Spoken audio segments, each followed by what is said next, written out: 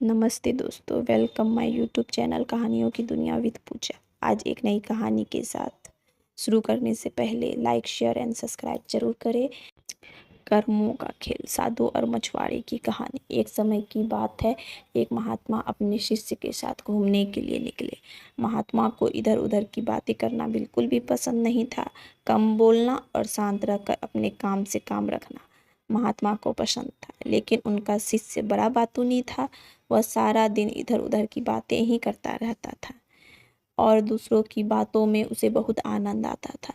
चलते चलते जब महात्मा और उनका शिष्य एक तालाब के पास से गुजर रहे थे, तो उन्होंने वहां एक मछुआरे को पानी में जाल डाले मछली पकड़ते हुए देखा। शिष्य को यह बात बहुत बुरी लगी और वह मछुआरे को अहिंसा परमो धर्म का उपदेश देने लगा, लेकिन मछुआरा उसकी कोई बात समझने को तैयार नहीं हुआ। पहले मछुआरा शिष्य की बात को टालता रहा, लेकिन जब शिष्य उसकी बात नहीं माना तो दोनों के बीच में लड़ाई झगड़ा शुरू हो गया। जब दोनों आपस में बहस कर रहे थे तो महात्मा आगे निकल गया था, लेकिन जब महात्मा ने दोनों को आपस में झगड़ते हुए देखा तो वह वापस लौटे और शिष्य को अपने साथ चलने के लिए कहा और शिष्य का हाथ पकड़कर महात्मा उसको अपने साथ ले गए। महात्मा ने शिष्य को कहा, बेटा, हमारा काम तो सिर्फ समझाना है, लेकिन भगवान ने हमें सजा देने के लिए धरती पर नहीं भेजा है। शिष्य ने कहा, गुरुजी, हमारे राजा को इस तरह के लोगों के बारे में पता होना चाहिए जो इस तरह के बुरे काम करते हैं, और न ही वह इनको दंड देते हैं। आखिर इस तरह के लोगों को सजा कौन देगा? शिष्य की बात सुनकर महात्मा ने कहा कि बेटा, तुम परेशान मत हो। इनको सजा देने वाली भी एक अलौकिक शक्ति इस दुनिया में है जो सब कुछ जानती है। भगवान की नज़र सबके ऊपर है और वह सबके कर्मों का हिसाब रखते हैं। इसलिए तुम अभी चलो, तुम्हारा उससे झगड़ा करने का कोई फ़ायदा नहीं है। शिष्य गुरुजी की बात सुनकर संतुष्ट हो गया और उनके साथ चल दिया। इस बात को बीते हुए 2 वर्ष का समय निकल चुका था। एक दिन महात्मा और उनका शिष्य फिर उसी नदी के पास से गुजर रहे थे। शिष्य भी 2 साल पहले वाली मछुआरे वाली घटना भूल चुका था। वहाँ उन्होंने एक घायल सांप को देखा जो बहुत परेशानी में था। उस सांप को हजारों चींटियां नोच नोच कर खा रही थी। शिष्य ने यह दृश्य देखा तो उसका दिल करुणा से भर गया।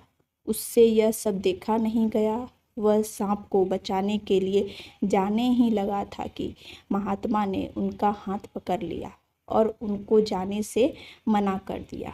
शिष्य ने गुरु से पूछा, आप मुझे सांप को बचाने के लिए क्यों नहीं जाने दे रहे? महात्मा ने कहा, इस सांप को अपने कर्मों को भोगने दो। अगर तुमने इसको बचाने की कोशिश की तो इस बेचारे को अगले जन्म में फिर यह दुख भोगने पड़ेंगे, क्योंकि कर्म का फल सभी को भोगना पड़ता है। शिष्य ने महात्मा से पूछा कि गुरुजी, इनमें ऐसा कौन सा कर्म किया जो इतना भयंकर कष्ट भोग रहा है? महात्मा ने कहा कि यह वही मछुआरा है जिसको तुमने 2 साल पहले मछलियों को न मारने का उपदेश दिया था और वह तुम्हारे साथ लड़ने के लिए तैयार हो गया था। वह मछलियाँ ही यह चींटियाँ है जो इसको नोच नोच कर खा रही है। शिष्य महात्मा की बात सुनकर हैरान हो गया और उसने महात्मा से पूछा कि गुरुजी, यह तो बड़ा ही अजीब सा न्याय है। महात्मा ने कहा, बेटा, इस दुनिया में है स्वर्ग और नरक के सारे दृश्य मौजूद है। तुम्हें इस धरती पर हर जगह ईश्वर के न्याय के नमूने देखने को मिल सकते हैं।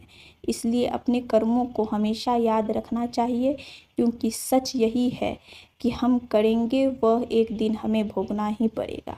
महात्मा ने कहा कि हमारे जीवन का हर पल बहुत ही कीमती है, इसलिए इस जीवन को बुरे कर्म करके बर्बाद नहीं करना चाहिए।